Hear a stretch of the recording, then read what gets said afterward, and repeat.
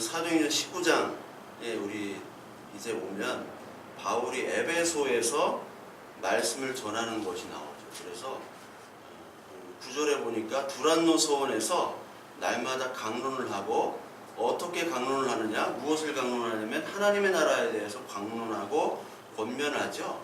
그래서 2년 동안이나 이렇게 에베소에서 강론을 하고 하나님의 말씀, 하나님의 나라에 대해서 바울이 전하는 것을 오늘 볼 수가 있습니다. 근데 19장 처음에 그 아볼로란 인물이 나오고요.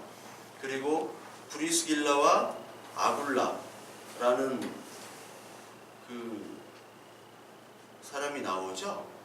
브리스길라와 아굴라. 그 19장에 보니까 아볼로가 에베소에 와서 어떤 제자들을 만나죠. 근데 성령을 그 에베소에 있는 그 그리스도인 제자들에게 너희들이 이제 성령을 받았느냐 하니까 우리는 성령의 계심도 듣지 못하였다라고 얘기를 합니다. 그러니까 이제 아볼로라는 인물은 그 18장 24절에 보니까 알렉산드리아에서 나왔어요. 알렉산드리아. 지금 이집트에 있는 도시죠. 지중해 해변 도시. 그 알렉산드리아에서 난 아볼로가 언변이 좋고 성경에 능통하지만 25절에 요한의 세례만 안다고 그랬죠. 요한의 세례. 그러니까 요한의 세례는 회개의 세례라고 그랬고 물 세례라고 말씀을 드렸죠. 물 세례. 그런데 브리스길라와 아굴라가 이 아볼로라고 하는 사람을 데려다가 하나님의 말씀을 더 얘기하니까 그때 성령을 세례를 받게 되는 거죠. 성령의 세례. 그러니까 우리가 물 세례를 받느냐 성령의 세례를 받느냐가 중요한데, 물 세례는 우리 회개의 세례라고 얘기를 했고 성령의 세례는 불 세례라고 얘기를 했습니다. 마태복음 3장 한번 볼까요? 마태복음 3장에 보시면 세례 요한이 얘기를 합니다. 세례 요한은 세례를 줬던 사람이잖아요. 3장 11절 12절에 읽어보면 나는 너희로 회개하기 위하여 물로 세례를 베풀거니와 내 뒤에 오시는 이는 나보다 능력이 많으시니 나는 그의 신을 들기도 감당하지 못하겠노라. 그는 성령과 불로 너희에게 세례를 베푸실 것이요. 이렇게 얘기를 합니다. 나보다 능력이 많으신 분, 그 뒤에 오시는 분은 바로 예수 그리스도를 얘기를 하죠. 예수 그리스도는 나보다 능력이 많으신데 그분은 성령과 뭐로 세례를 준다고요? 불로. 성령과 불로. 그러니까 성령이라는 것, 물이라는 것은 회개라고 말씀을 드렸습니다. 회개입니다. 요한은 이 회개의 세례만 전했어요. 근데 예수 그리스도는 성령과 불이라고 나왔습니다. 물과 불은 또 대칭이 되죠. 물과 불. 근데 이 불이라는 것은 사실은 이 나중에 최종의 심판을 상징합니다. 불기둥과 구름기둥으로 임했던 그 하나님, 그 불이라는 것이 하나님의 임재와 더불어 하나님이 임재하면 우리가 심판을 당하는, 그럼과 동시에 하나님이 임재하면 성령으로 말미암아 우리가 구원을 받는 겁니다. 하나님이 임재했을 때는 누구는 구원이고 누구는 심판이 되는 거예요. 그래서 성령은 구원이고 불은 심판을 얘기합니다. 그래서 하나님께서 예수 그리스도를 보내셔가지고 세례를 받게 하는데 그 세례가 바로 불세례와 성령 세례라는 것은 이제 우리는 심판당할 사람이었지만 성령 하나님으로 말미암아 그 말씀을 깨닫고 우리는 하나님의 자녀가 되어 구원받은 자구나라는 것을 깨닫게 되고 입술로 고백하게 되고 그렇게 이제 하나님의 나라로 하나님의 의로 내가 살아가겠다라고 하는 사람들이 성령의 세례를 받는 거예요. 근데 이제 순복음 같은 그 오순절파들은 성령의 세례와 물 세례와 이런 것들을 다 구분하잖아요. 그래서 세례 받은 증거를 방언이라고 얘기를 하잖아요. 그래서 거기 가면은 이제 개도 방언을 하는데 너는 방언을 못하냐 해서 방언 연습시킨다고 얘기를 드렸죠. 뭐 코카콜라 방언도 있고 뭐 펩시콜라는 안 된다고 그랬잖아요. 뽀대가 안 나서 코카콜라가 이렇게 잘 맞는다고 그랬잖아요. 뭐 주기도문 뭐 헬라어로 방언시키고 그렇게 연습을 하고 랄랄라 방언, 뭐 개방언, 뭐 멍멍이 방언 그런 것도 한다고 그랬죠. 그런 걸 해야지 하나님의 임재다라고 얘기를 하는데 성경은 그걸 얘기하지 않습니다. 성경은 절대로 그렇게 얘기하지 않아요. 방언이 성령의 세례를 받은 증거가 아닙니다. 많은 사람들이 나도 성령의 은혜를 체험하고 싶다라고 많이들 얘기하세요. 근데 성령의 은혜를 체험하면 내가 믿겠다라고 하지만 그 어떤 경험을 하더라도 하나님의 말씀과 하나님의 구원의 은혜를 알지를 못하면은 그 경험은 우리의 한낱 그냥 자랑거리밖에 될 수가 없습니다. 모든 경험은 사인이라고 그랬죠. 세메이온. 그 사인이라는 것은 바로 하나님의 구원의 역사를 알려주는 그런 표지판이라고 말씀을 드렸잖아요. 그런 표지판은 표지판의 기능으로 정지를 해야 되지 최종 목적지가 아니에요. 그 최종 목적지가 아니지만 그 사인은 그래도 중요합니다. 여러분들과 저의 인생의 모든 경험과 또 희로애락이 있죠. 그 모든 희로애락이 바로 하나님의 자녀가 되기 위한 사인이에요. 그렇잖아요. 그 모든 경험들이 다 사인이에요. 그런데 그 사인은 바로 하나님의 말씀을 더 깨닫기 위한 것인데 말씀보다 하나님의 사인을 더 중요시 여기는 게 바로 방언을 꼭 받아야 된다. 그리고 체험을 무슨 신비한 체험을 해야 된다. 라고 하는 사람들의 주장이에요. 여기 성령의 세례라는 게 이방인들이 그 대표적인 사마리아인과 이방인의 장군인 고넬료가 나오죠. 사도행전에. 그 사마리아 여인이나 그 고넬료 이런 사람들이 성령의 체험을 합니다. 그런데 성령이라는 것은 어떻게 임하느냐? 이게 뭐 공부하거나 뭐 암기해서 되는 것은 아니고 우리가 그동안 몰랐던 이 세상에 대한 관점, 나에 대한 관점을 성령 하나님께서는 바꿔주시는 거죠. 요한복음 16장 한번 보겠습니다. 요한복음 16장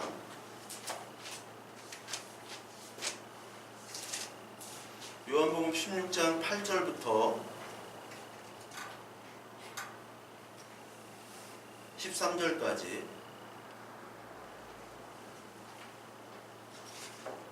요한복음 16장 8절부터 13절까지 그가 와서 죄에 대하여 의에 대하여 심판에 대하여 세상을 책망하시리라. 죄에 대하여 함은 그들이 나를 믿지 아니하며 의에 대하여라 함은 내가 아버지께로 가니 너희가 나를 다시 보지 못하며 심판에 대하여라 함은 이 세상 임금이 심판을 받았습니다. 내가 아직도 너희에게 이를 것이 많으나 지금은 너희가 감당하지 못하리라. 그러나 진리의 성령이 오시면 그가 너희를 모든 진리 가운데로 인도하시리니 그가 스스로 말하지 않고 오직 들은 것을 말하며 장래일을 너희에게 알리시리라. 성령이 오면 이 많은 그 말씀 중에 요한복음 16장 8절부터 이 본문을 참 많이 말씀을 드렸는데 성령께서는 죄와 의와 심판에 대해서 얘기를 하신단 말이에요. 죄에 대한 것은 뭐냐? 사람들이 나를 믿지 않는 겁니다. 왜 사람들을 믿지 않느냐? 십자가가 예수 그리스도의 본질이기 때문에 나의 죽음이 본질이기 때문이죠. 그래서 요한복음 12장 43절에 보면 사람의 영광을 하나님의 영광보다 더 사랑하였더라라는 말씀이 있어요. 사람은 하나님의 영광보다 사람의 영광을 더 취합니다. 내 자랑과 내 모습과 나의 이익들을 추구하는 게 인간의 모습입니다. 그렇기 때문에 사람은 하나님을 찾을 수가 없습니다. 로마서 1장에도 의인이 하나도 없다고 그랬죠.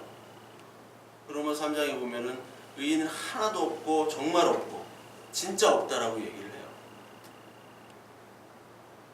사람의 의는 성경은 부정을 하기 때문에 사람이 쌓는 모든 자랑거리들은 성경 예수 그리스도에 인하여 부인이 돼야지 하나님을 찾을 수가 있고 하나님이 만나주시는 겁니다. 부인하도록 하나님께서 우리를 이끌어 주시는 거죠.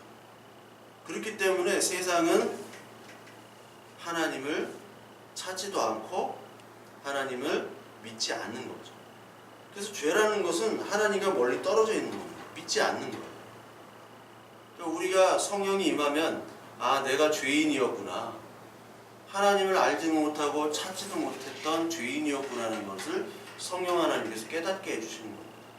아무리 방언을 유창하게 한다 하더라도 그러한 고백이 없으면 그 방언은 다 가짜고 귀신 방언이에요. 귀신 방언. 그리고 방언은 오순절 방언으로 끝났다고 얘기를 했죠.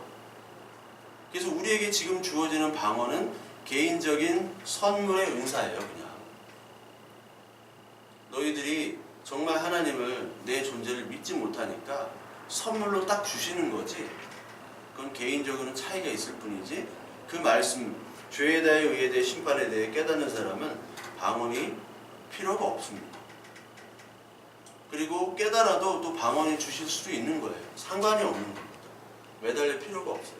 순복음교회처럼 방언을 한 사람은 1등급 신자, 방언을 못하면 2등급, 아무것도 못하면 헌금 이것도 못하면 3등급 이렇게 나누지 않습니다.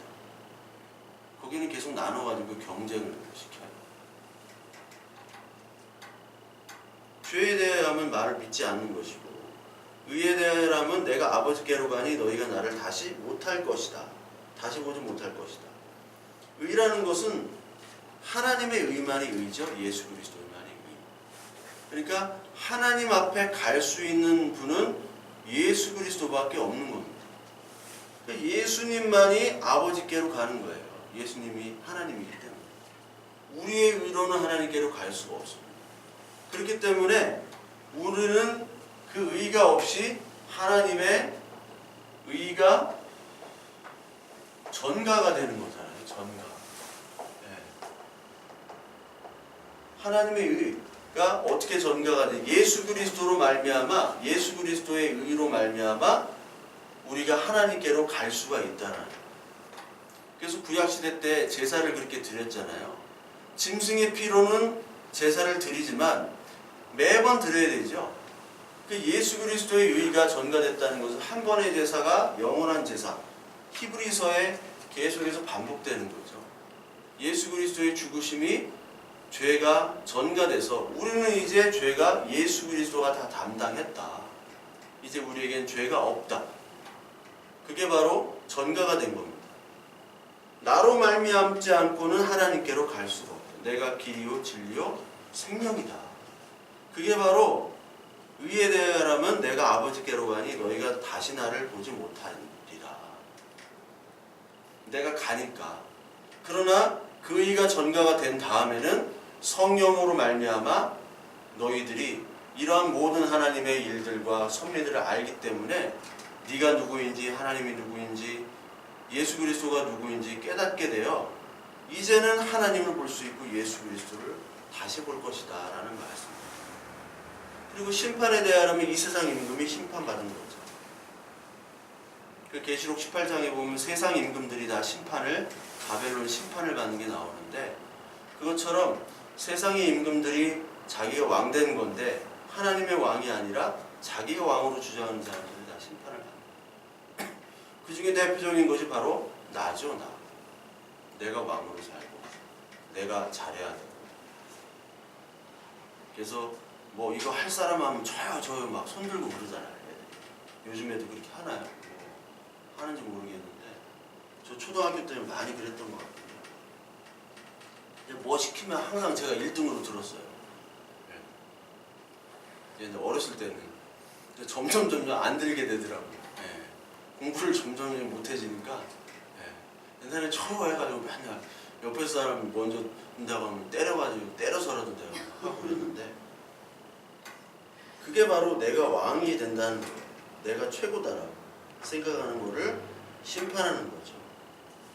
그래서 16장 13절에 진리의 성령이 오시면 그가 너희를 모든 진리 가운데로 인도하시리니 그가 스스로 말하지 않고 오직 들은 것을 말하며 장래일을 너희에게 알리시리라. 성령이 오시면요, 하나님의 모든 이 말씀의 진리로 우리를 인도해 주시는 거예요. 성령 받기 전에는 성령을 받았다 하는 것이 막 어떤 큰 체험을 하거나 뭐 거품을 물거나 그런 것이 아니라 성령을 받기 전에는 이 모든 사실을 모르는 거예요. 지금도 교회를 다니지만 요한의 세례를만 받은 사람들이 너무나 많아요. 그러니까 교회를 다니면서 이 취미생활 하는 거죠.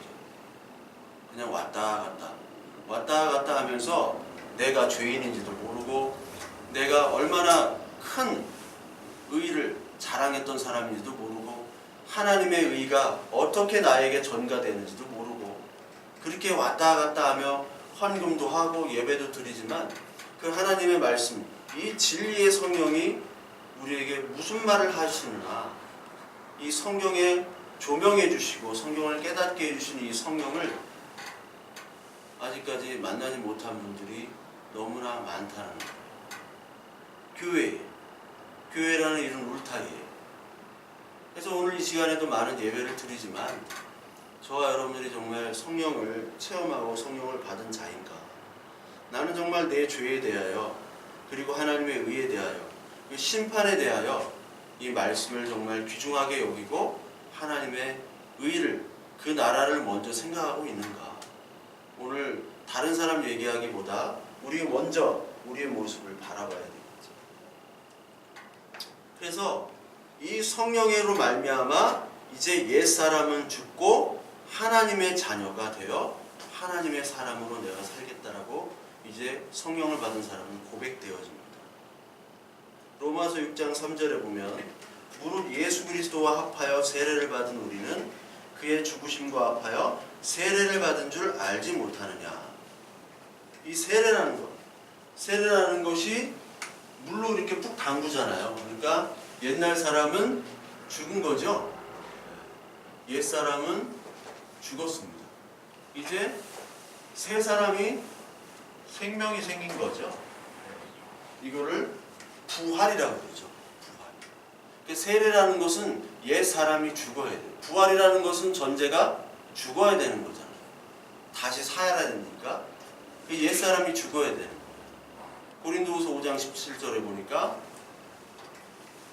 옛 사람 죽었으니 보라 새 것이 되었도다, 이 말씀이 있잖아요. 새로운 피조물이라는 말씀이 있잖아요.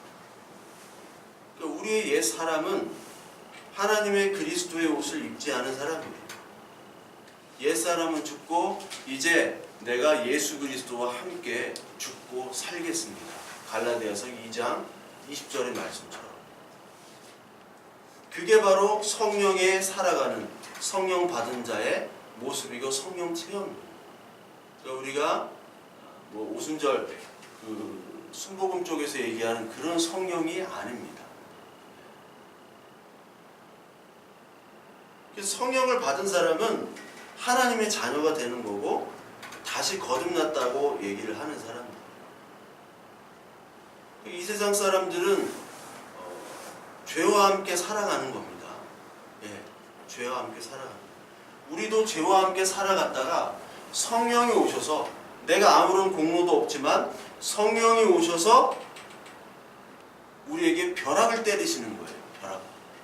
벼락 치듯이 우리에게 다가오시는 거예요. 이 불교에도 금강경이라는 책이 있죠. 금강경. 금강이라는 뜻이 이게 번개라는 뜻이에요. 번개. 벼락이라는 뜻입니다.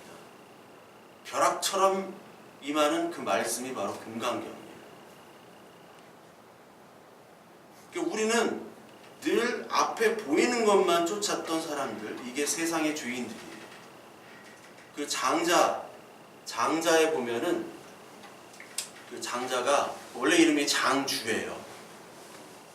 장자는 이제 어떤 무소유도 추구하고 자유를 추구했어요. 그런데 장자가 이제 가다가 보니까 까치를 한 마리 발견을 했어요. 까치가 이렇게 뭘 노려보고 있어요. 그 까치를 노려보고 있는 걸 보다가 보니까 까치 앞에 뭐가 있나 보니까 사마귀가 있더래요. 사마귀. 그러니까 까치는 이제 사마귀를 잡아먹으려고 하고 있고, 사마귀를 보니까 사마귀 앞에 매미가 있더래요. 그러니까 사마귀는 이제 매미를 잡아먹으려고 하고, 그 장자가 보니까 그 매미는 뭔지도 모르고 그냥 막 앉아 있고, 사마귀는 매미만 먹어야지라고 생각을 하고 있고, 까치는 이제 사마귀를 먹으려고 하고, 장자는 뒤에서 까치를 보고 있고. 그러니까 보이는 것만 딱 착취하고 먹으려고 해요. 만약에 사마귀가 매미를 먹었다 그러면은 하나 먹은 거 아니에요. 우리도 마찬가지로 뭔가 내 앞에 있는 딱 이익을 딱 착취하면은 내가 성공했다라고 생각을 하죠. 근데 그 뒤에는 나를 공격할 수 있는 또 다른 적이 생긴다. 그러니까 인생은 하나를 얻게 되면 또 하나를 잃게 되는 거예요. 그리고 또 하나를 잃으면요, 또 다 잃는 게 아니에요. 새옹지마라고 하잖아요. 새옹지마. 장자가 이렇게 보고 있는데 장자 뒤에 누가 작대기 들고 막 쫓아와요. 알고 보니까 그 밭에 도둑이 좀 들었습니다. 그래서 그 밭 주인이 장자 그 도둑놈인 줄 알고 장자를 쫓아내려고 하는 거예요. 장자도 까치를 딱 보고 있는데 뒤에 누가 쫓아오는지를 모르는 거죠.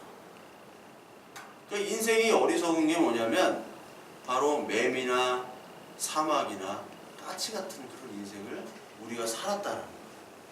우리가 어떻게 살아가고 어떻게 죽어가고 어떻게 인생을 전체적으로 봐야 되는지를 모르는 상태에서 우리가 살아가는 게 바로 그게 죄악된 세상에서 살아가는 거예요.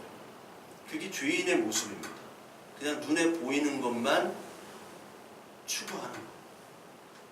그래서 고린도서에서 바울이 우리는 보이지 않는 것을 추구한다고 해요. 보이지 않는 것. 보이는 것은 잠깐일 뿐이요, 보이지 않는 것은 영원하다. 보이지 않는 것이 뭐예요? 성령 하나님께서 보이지 않는 모습으로 우리에게 오시는 거예요. 우리에게 영으로 인도하십니다. 로마서 8장 14절로 이제 한번 봐봐요. 로마서 8장 14절에 보면 17절까지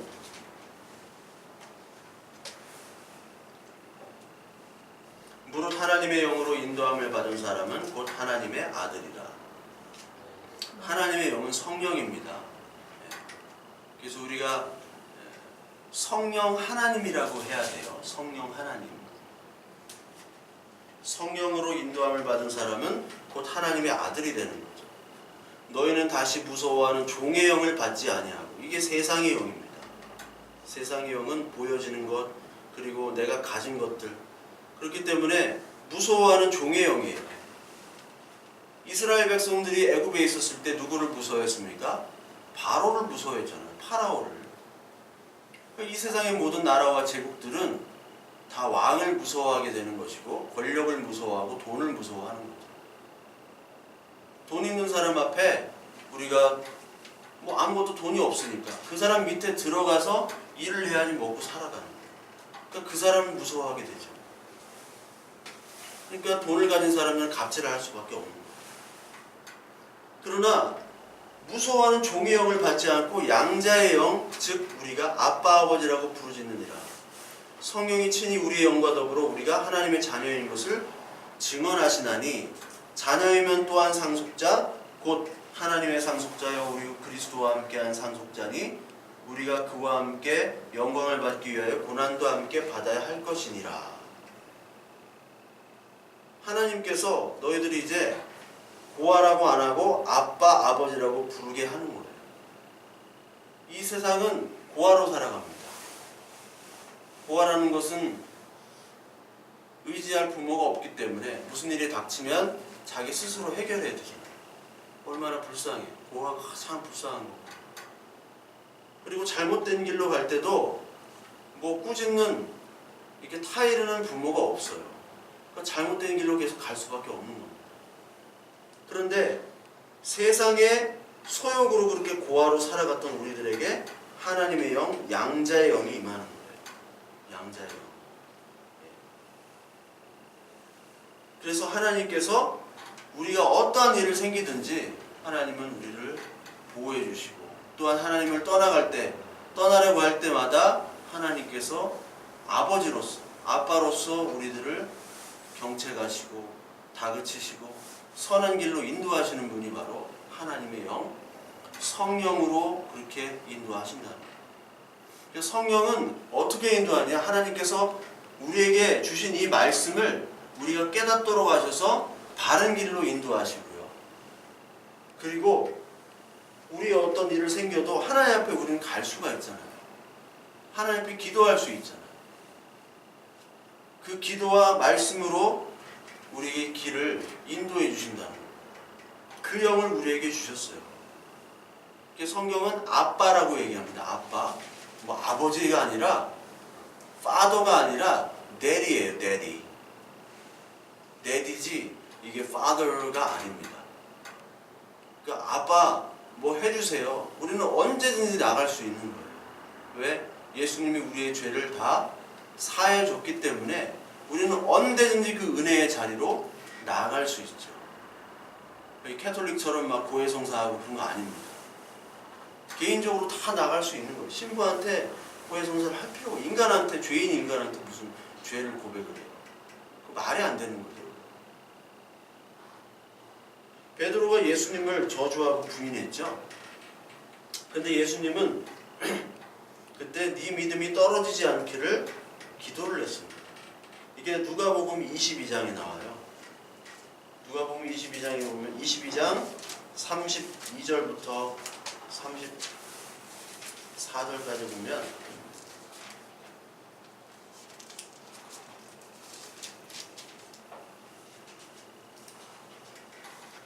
내가 너를 위하여 내 믿음이 떨어지지 않기를 기도하였노니 너는 돌이킨 후에 내 형제를 붙게 하라. 그가 말하되 주여 내가 주와 함께 오게도 죽는데도 가기를 각오하였나이다. 이르시되 베드로야 내가 내게 말하노니 오늘 다 굴기 전에 내가 3번 나를 모른다고 부인하리라 하시니라. 베드로가 나는 주와 함께 죽기를 각오합니다 라고 얘기를 하니까 네 믿음이 떨어지지 않게 내가 기도할게. 내가 반드시 말하는데 다 굴기 전에 너 3번 부인해.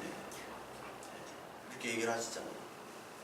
그러니까 베드로가 나중에 어떻게 합니까? 예수님 부인하고 저주합니다. 그게 저와 여러분들의 모습이라고 그랬죠. 저주하는 거예요. 뭐 안 죽으려면 저주해야죠. 부인해야죠. 그런데 예수님은 다 아시는 거예요. 아시면서 베드로를 위해 기도를 하셨다는 거예요. 이게 누구의 마음이냐면 부모의 마음이죠. 부모의 마음. 부모의 마음입니다.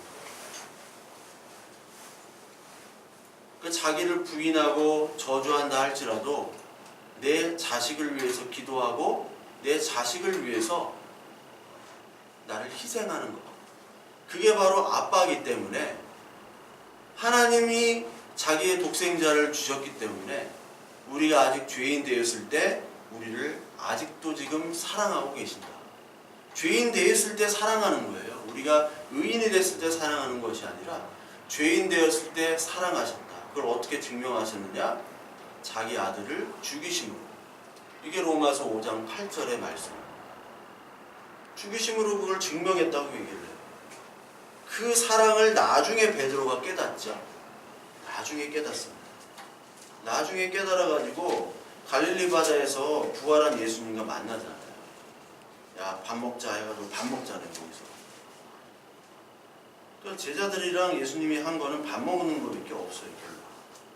밥 먹을 때만 좀 친하고 대화가 있었지.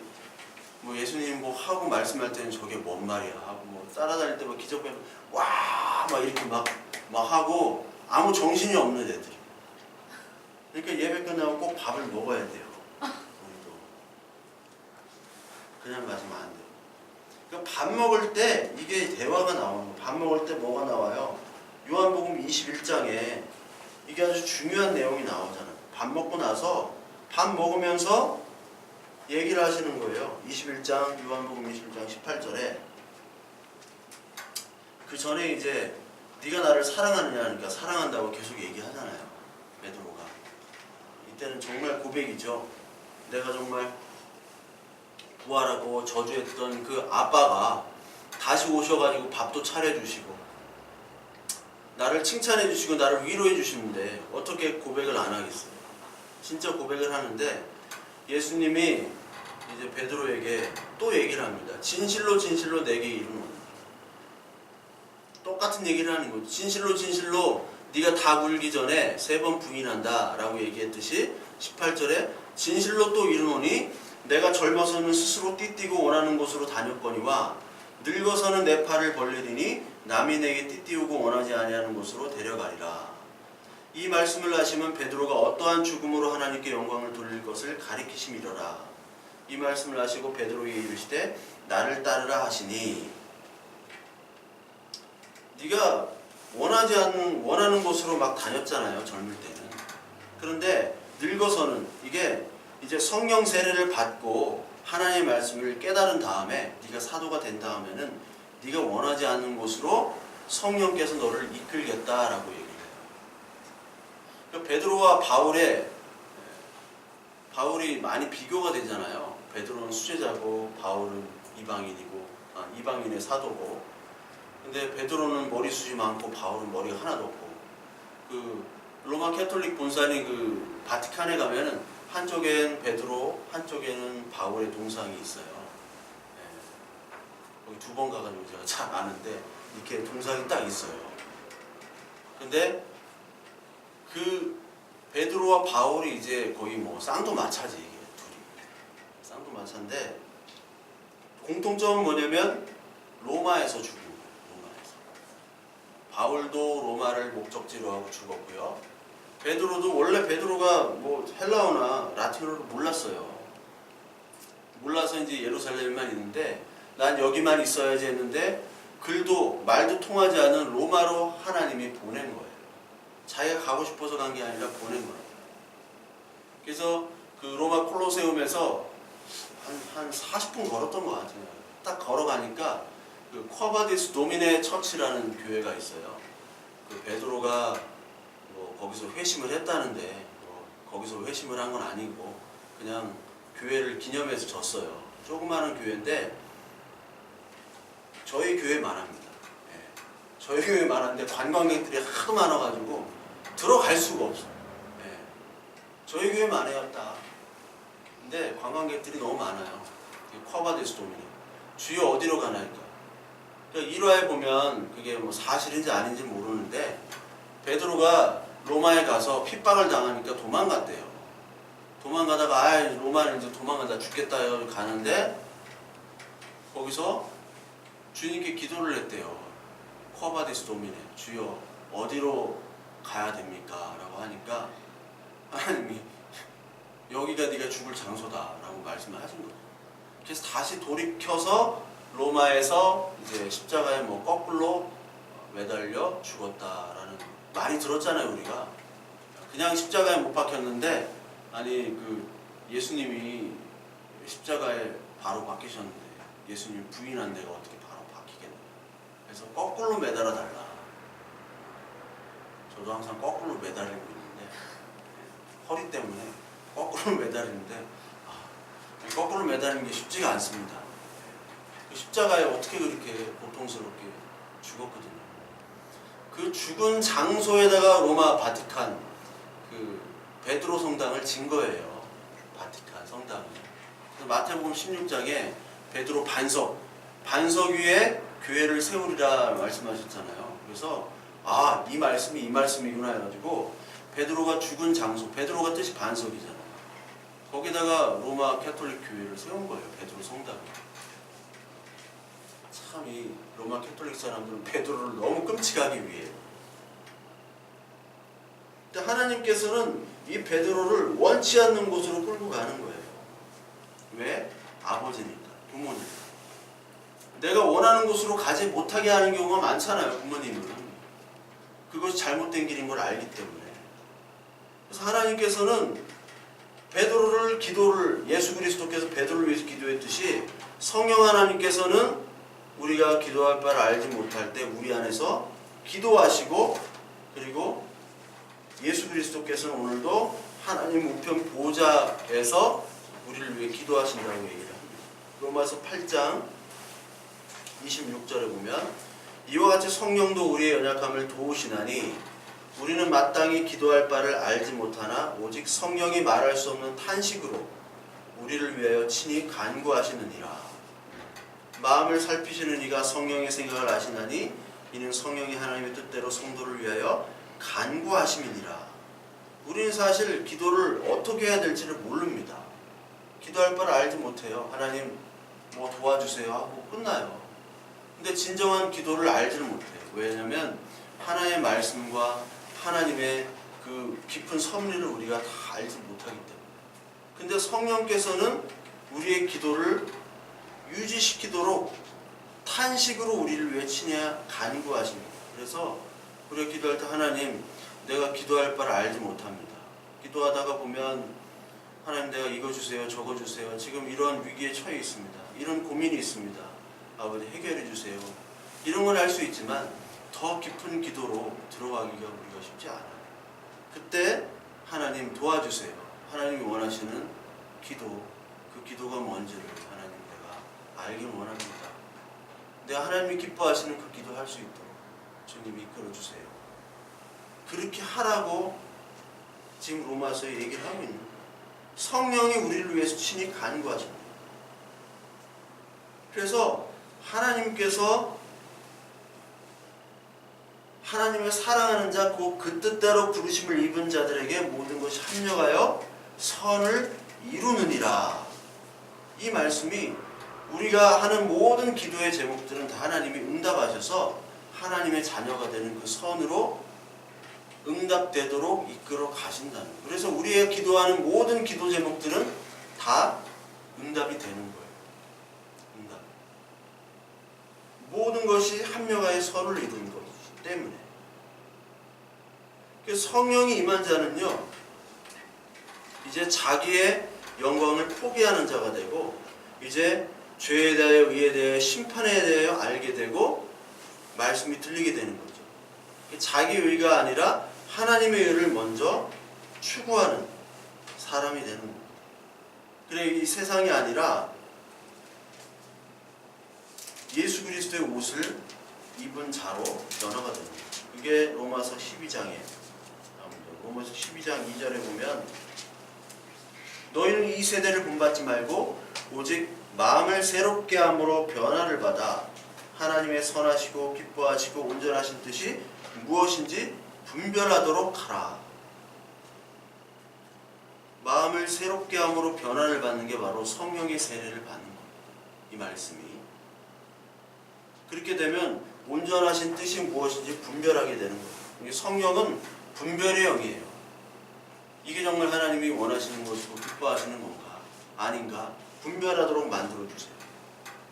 에베소 4장 24절에 보면 하나님을 따라 의와 진리와 거룩함을 지으심 받은 새 사람을 입으라라고 나옵니다. 그래서 4장 24절에 보면 에베소서 하나님을 따라 의와 진리의 거룩함으로 지으심을 받은 새 사람을 입으라 라고 나오는데 그 앞에 뭐라고 나오냐면 오직 너희의 심령이 새롭게 되어, 여기도 심령이 새롭게 되어라 나오죠. 마음이 새롭게 됐다. 이게 에스겔서 37장에 6장에 나오는 굳은 마음이 제하여 두고 부드러운 마음이 된다라는 또 구절하고도 연결이 돼요. 그러니까 우리의 굳은 마음은 하나님을 거부하는 마음인데 새 마음으로 성령께서 우리에게 주셔서 말씀을 알게 하시고 죄와 의와 심판에 대하여 알게 하시고 예수 그리스도의 새 사람을 입는 그 이 세상의 뜻이 아니라 하나님의 뜻을 추구하는 자로 살아가도록 성령 하나님께서 만드신다. 그게 성령의 세례를 받은 자예요. 그래서 이런 성령의 세례를 받은 자는 어떠한 모습, 생활에서 우리의 삶에서 나타나는 거 아니냐면 하나님의 일하심을 여기서 보게 됩니다.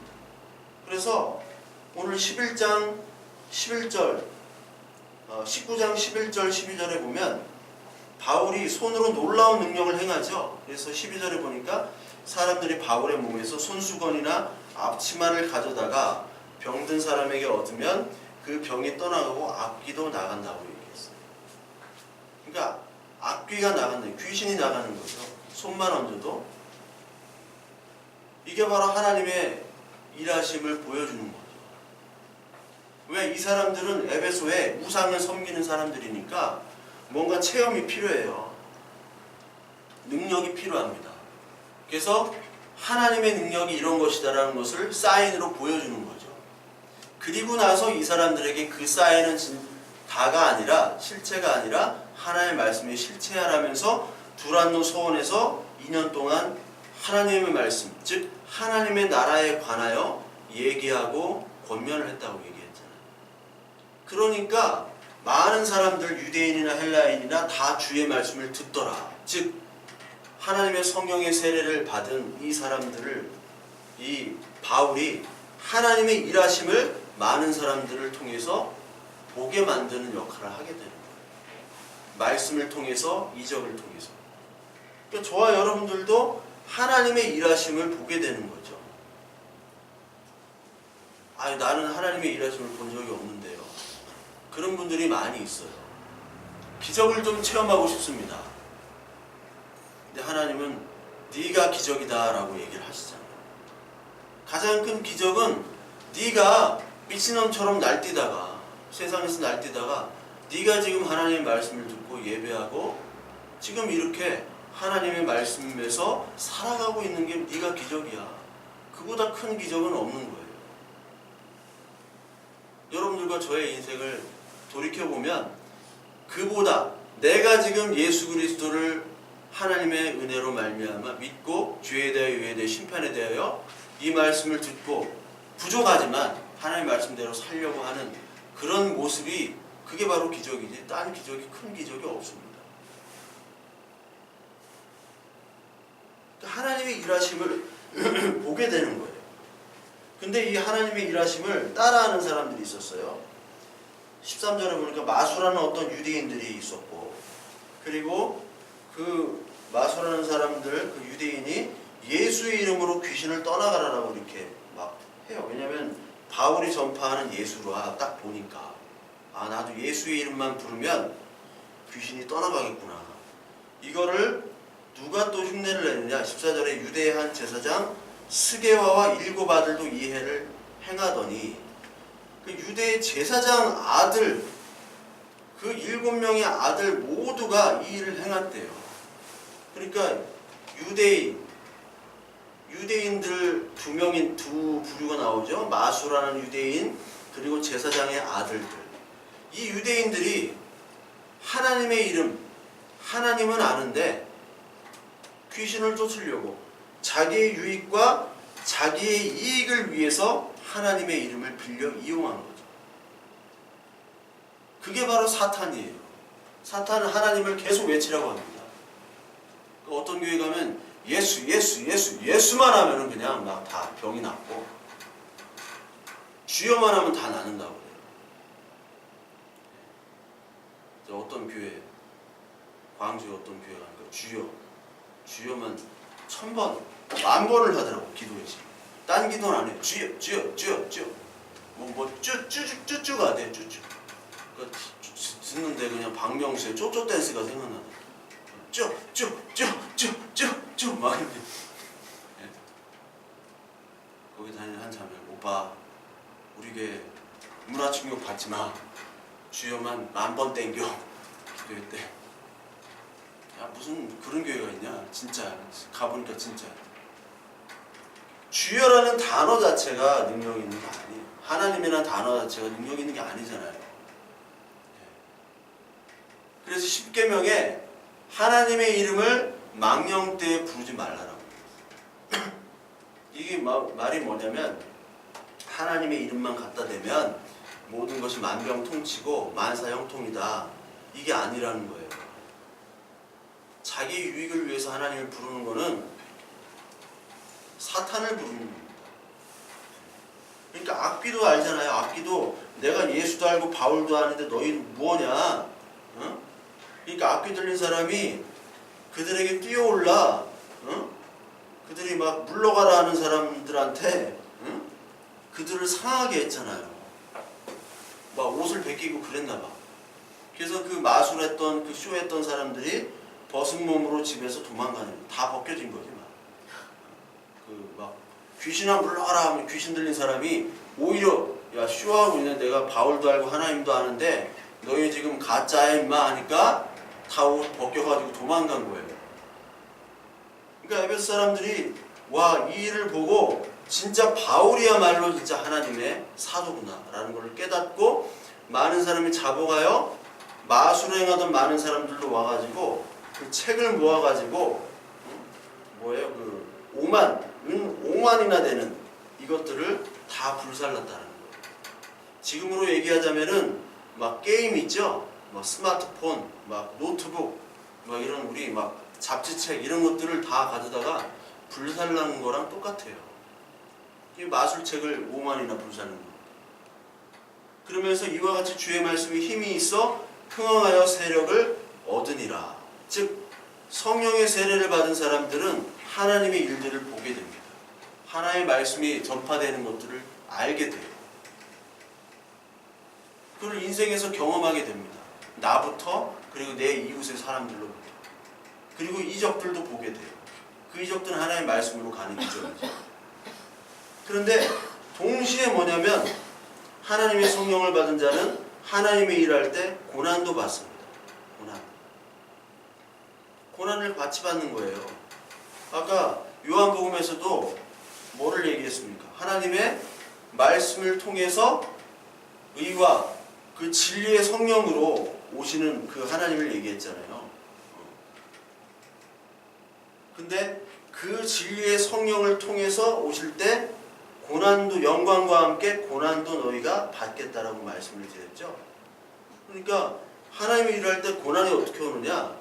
이 에베소에서 전도할 때 에베소가 이 아르테미스 신전을 섬기는 데잖아요. 아르테미스 신. 그러니까 다이애나라고 있어요.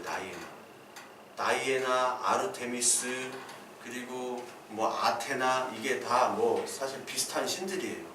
근데 아테나랑은 좀 다른데 아르테미스가 이제 그리스 신이고 다이애나가 로마의 신입니다. 똑같은 신이에요. 이게 저기 원더우먼이라는 영화가 있죠. 원더우먼이 거기 다이애나로 나와요. 이름이. 그러니까 이 세상에 우리 존재하는 게임들 있죠. 한국이 게임이 많잖아요. 게임에 존재하는 그 캐릭터 이름들은 다 그리스, 로마 그리고 성경에 나오는 그 이름들을 다 차용을 합니다. 그래서 성경도 모르는 애들이 막 바알도 알고 뭐 막 그 히브리 헬라에 나오는 이런 막 잡신들 있잖아요. 그것들을 알아요. 그러니까 너 어떻게 하니까 다 게임 캐릭터예요. 그래요. 다 게임 캐릭터예요. 이 에베소에 가면요 아르테미스 그 신상을 팝니다. 저도 하나 사오려고 했다가 에베소에서 맨날 노숙만 하다가 호텔에서 잤거든요. 호텔에서 두 밤을 잤는데 호텔 위에 가면 이제 수영장이 있었어요. 근데 그때 호텔비가 얼마냐면 8,000원. 예. 그때 참 싸죠. 8,000원. 9,000원 했나? 8,000원, 9,000원.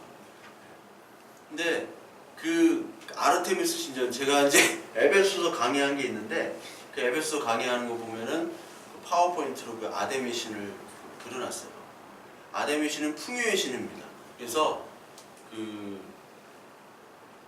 여자의 형상에 막 그 가슴 같은 게 막 많이 달려 있어요. 근데 그게 가슴이 아니라 그게 소불알이에요. 소불알. 그래서 저희 동갑내기 과외하게 할 때, 아버님이 이 고기 뭐예요? 맛있네요. 소불알이요. 그래. 그게 있었죠. 소불알을 갖다 놨어요. 이게 소가 풍요함과 다산의 상징이잖아요. 그러니까 아데미 신에게 기도하면은 풍요와 다산을 준다는 거예요. 근데 그 신상에 대하여 이 데메드리오라고 하는 그 신상을 파는 사람들이 그 직공 그 파는 사람들이 직공들에게 이제 적지 않은 벌이를 하게 하죠. 그래서 26절에 50절에 보니까 우리의 풍족한 생활이 이 생업에 있다. 그러니까 신상을 많이 파는 거지. 그거를 통해서 이제 돈을 버는데요. 근데 바울이 이거를 방해하는 거예요. 영업 방해하는 거예요. 말씀을 전하고 마술하는 사람들도 다 이제 돌아가고 말씀으로 돌아가고 하니까 신상의 판매가 급감하는 거지. 급감하니까요, 이 바울을 잡으려고 그래요. 근데 바울을 못 잡고 가이오와 아리스다고를 붙들어 연극장으로 달려갔대요. 그러니까 지금으로 말하자면 그 신전에 간다는 것은 여러분 대형 극장들 있죠? CGV 같은데 그런 데나 야구장, 축구장 이런 데 가서 장사를 못하게 하는 것과 똑같아요. 영업 방해하는 것과 똑같아요. 그럼 가만히 있겠습니까? 가만히 안 있죠. 그러니까 에베소인들을 이제 선동해요. 데메드리오가 자신의 경제적 이익을 종교심을 빌어가지고 복음 전달자를 핍박하도록 선동을 만듭니다. 그래서 27절에 우리의 이 영업이 천하여질 위험이 있을 뿐 아니라 큰 여신 아데미의 신전도 무시당하게 되고 온 아시아와 천하가 위하는 그의 위엄도 떨어질까 하노라. 그들이 이 말을 듣고 분노가 가득하여 외쳐 이르되 크다 에베소의 사람의 아데미여. 좀 전까지 바울을 막 칭찬하고 바울이 좀 하나님의 사람이다. 마술사들도 못 당하고 귀신들도 다 쫓아내고 말씀까지 잘 전한다. 이렇게 해서 막 믿는 사람 주의 말씀이 힘이 있어 흥왕하여 세력을 얻느니라 하나님의 영광을 본 것 같은데 바로 고난이 찾아오죠. 그랬던 사람들이 갑자기 이제 바울을 잡아 죽이겠다고 하는 거예요. 예수님과 똑같죠? 예수님도 막 그렇게 말씀을 전하시고 이적을 베푸셨지만 많은 사람들이 예수님이 이제 뭐 먹을 것도 안 주고 이제 십자가에 죽는다고 하니까 뭐라고 얘기합니까? 잡아 죽이라고 하잖아요. 무리는요 갑자기 바뀌어요. 군중심리. 뭐 대통령 지지율 뭐 80% 됐다가 지금 40%잖아요. 갈수록 떨어질 거라면 뭐 어쩔 수가 없어요. 그건 뭐 모든 사람이 똑같으니까. 옛날에 그렇게 칭찬했던, 나를 칭찬하고 좋아했던 사람이 나를 향해 칼을 겨누고 나를 향해 돌을 던져요. 저도 그런 경험이 많아요. 그러니까 이 데메드리오는 자신의 유익을 위해서 또 신을 팔고 종교를 팔아요. 그래서 여러분 선동에 속으면 안 됩니다. 성령을 받은 자는 성령을 통해서 영을 분별하라고 그랬죠. 선동을 조심해야 돼요. 그 선동은 설교로 이루어집니다. 히틀러가 가장 최고의 선동가였거든요. 그 사람이 말을 잘하는 사람이 아니었어요. 근데 그 사람의 스승은 무솔리니였어요. 무솔리니를 보면서 늘 연습했습니다. 날마다 웅변 연습을 했던 사람이 바로 히틀러예요. 근데 독일이 너무너무 못 살게 되니까 인플레이션이 너무 심하니까 1조 마르크 1조 마르크란 지폐가 있었어요. 1조 마르크. 현대로 가면은 짐바브웨라는 나라가 있습니다. 짐바브웨. 무가베라는 그 독재자가 다스리는 그 무가베. 짐바브웨는요 10조 달러 지폐가 있어요. 10조 달러. 그거를 애들이 장난감으로 막 휴지로 쓰고 그래요. 10조 달러. 그것처럼 그렇게 힘드니까 아니 10조 달러를 줘가지고 뭐 빵도 못 사고 하니까 에이 전쟁이나 하자 할 때 히틀러가 연설을 그렇게 잘해가지고 원래 미친놈 취급받았어요. 그 히틀러가 처음에는 허경영 지지율밖에 안 됐어. 허경영 지지율 0.5% 그랬단 말이야. 근데 히틀러가 정권을 잡잖아요. 사람은요 그렇게 미치는 거예요. 사람은 언제 미칠지 몰라요. 그러니까 이 선동이 되면은 묻지도 따지지도 않고 따라가게 됩니다. 자기의 유익과 어떤 정치적인 색깔과 자기의 감정에 따라. 그래서 이 데메디오를 쫓아가는 거예요.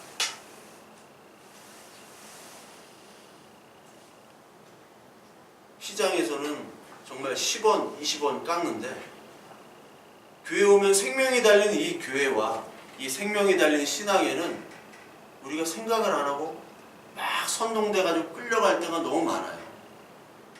그럼 누가복음 14장 26절부터 33절에 보면 예수님이 비유를 하는데 누가 망대를 세울 때 먼저 비용을 계산하지 않겠느냐 이런 말씀이 있어요. 망대라는 것은 탑입니다.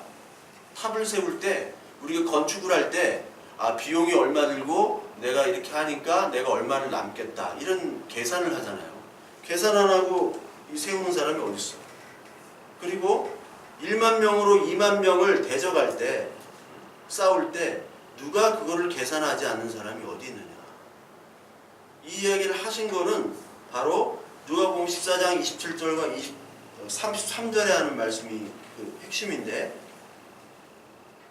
누가복음 14장 한번 볼까요? 누가복음 14장 27절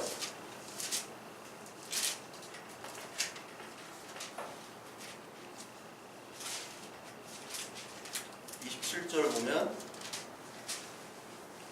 누구든지 자기 십자가를 지고 나를 따르지 않는 자도 능히 내 제자가 되지 못하리라. 그리고 33절에 보니까 이와 같이 너희 중에 누구든지 자기의 모든 소유를 버리지 아니하면 능히 내 제자가 되지 못하리라. 이런 말씀을 하세요.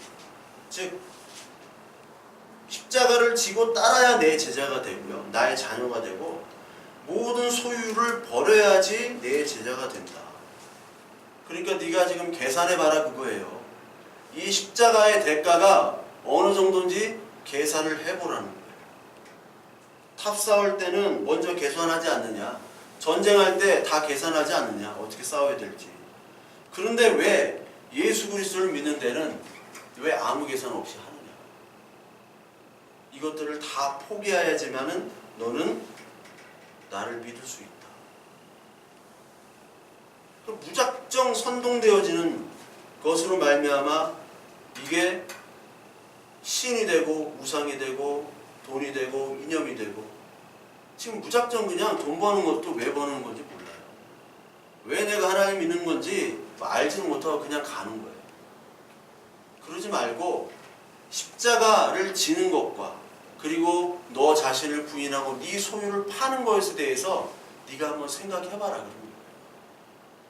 아니 너는 생각할 수 없기 때문에 내가 그렇게 하도록 내가 만들어 줄게. 그게 하나님의 은혜잖아요. 누가 여러분 십자가를 알았더라면 누가 우리가 왔겠어요. 예수 그리스도가 믿는 게 이런 건 줄 알았다면 교회 안 왔죠. 저도 왜 왔느냐 교회 몰라요. 그냥 왔어요. 예수 믿는 게 뭔지 모르고 왔어. 뭐 친구가 한번 와보라고 해가지고 와보라. 와가지고 저기 하면 그 예배 드리면 뭐 술 먹을 수 있는 거야? 그래. 끝나고 술 먹자. 와 보라. 뭔지도 몰라요. 그냥 뭐 왔더니 이상한 목사가 설교를 하는데 뭔지도 모르고. 그런데 하나님께서는 비용을 생각하도록 네가 십자가를 지는 것과 네 생명, 네 소중한 것들을 부인하는 것들을 알도록 하나님이 계속 해주셨어요. 나는 생각이 없는데. 이게 하나님의 은혜고 성령의 은혜입니다. 그래서 인간은 계속해서 지금 손으로 만든 것들을 가지고 섬기고 있어요. 하나님은. 인간의 손으로 만든 것들. 그래서 백성이 바울이 사람의 손으로 26절 만든 것들은 신이 아니다. 사람의 손으로 만든 것들, 신이 아닌 우상이죠. 사람의 손, 사람의 생각으로 만든 것들, 이게 다 우상입니다. 골로새 3장 1절부터 5절까지. 그러므로 너희가 그리스도와 함께 다시 살리심을 받았으면 위의 것을 찾으라. 거기는 그리스도께서 하나님의 우편에 앉아 계시느니라. 위의 것을 생각하고 땅의 것을 생각하지 말라.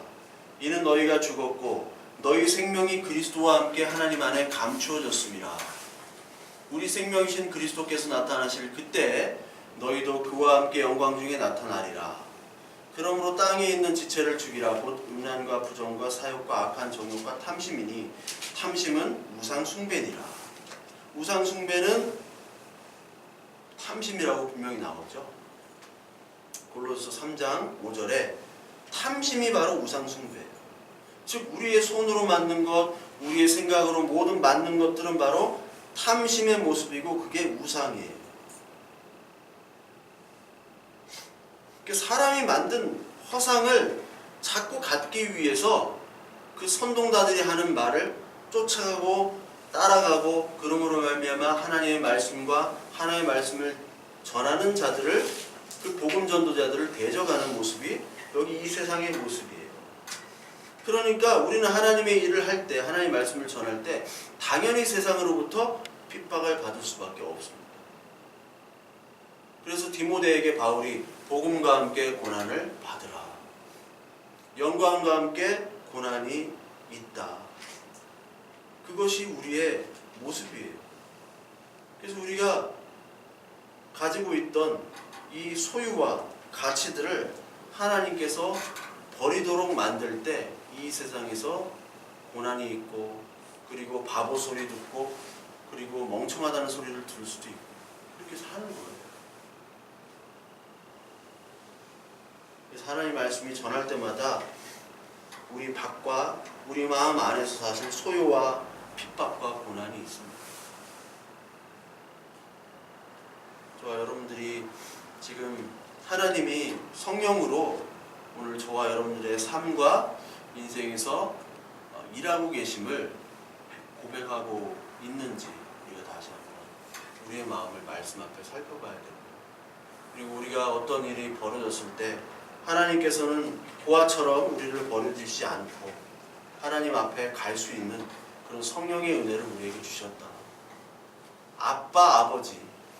아빠이기 때문에 우리가 모든 것들을 구할 수 있고 모든 것들을 구할 수 있다. 그리고 지금은 모를지라도 우리가 겪어지는 어려움과 아픔들이 있을지라도 지금은 그것들이 다 이해가 되지 않지만 하나님은 언제나 선하시고 의로우시고 하나님 우리를 인도해 주신 구원이시다. 이것들이 나중에 여러분들 고백될 겁니다. 저와 여러분들이 고백되어야 돼요. 지금은 몰라요. 잘 모릅니다.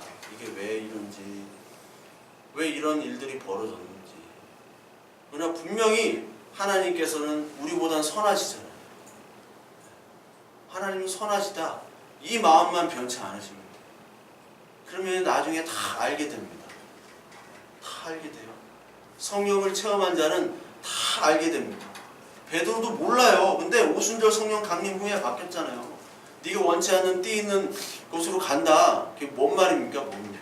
그러다가 오순절 성령 강림 후에는 다 알게 되고 아 내가 이런 사도로 부름 받았구나. 죽음의 순간까지 아 내가 이렇게 띄워가지고 매달려서 죽는구나. 하나님의 영광을 위해서 내가 이렇게 쓰임 받는구나. 바울도 마찬가지로 자기가 앞에 보이는 것만 추구하다가 다메섹에서 예수님을 만나시죠. 그 다음부터는 이제 성령의 세례를 받은 자이기 때문에 그때부터는 하나님의 위로로 말미암아 사망과 사형 선고를 받은 그런 마음일지라도 하나님께서 그를 위로하시고 그를 계속 담대하게 말씀을 전할 수 있도록 날마다 말씀을 주시죠. 나중에 정말 이 모든 것들이 하나님의 은혜였습니다. 바울과 베드로가 고백했던 것처럼 저와 여러분들의 인생에도 이런 고백이 반드시 성령 받은 자 하나님의 자녀이기 때문에 반드시 오늘도 우리 마음에 소유가 있을지라도 우리 마음속에 아픔과 의심이 있을지라도 분명히 하나님께서는 고쳐주시고 인도해주시고 위로해주시고 그런 고백이 떠나지 않도록 끝까지 우리를 지켜주시도록 믿습니다. 이런 은혜가 저와 여러분들이 있기를 간절히 소망합니다.